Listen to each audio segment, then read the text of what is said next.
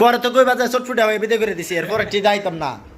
এই যে সরকার আমার গাছের ড্রাগনটি কেমন লাগতেছে?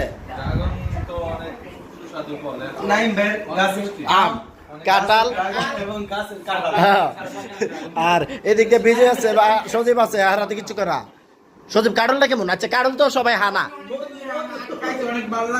হ্যাঁ কাঁঠালটা কাঁঠাল রাজশাহী রাজশাহী ফিল হান হান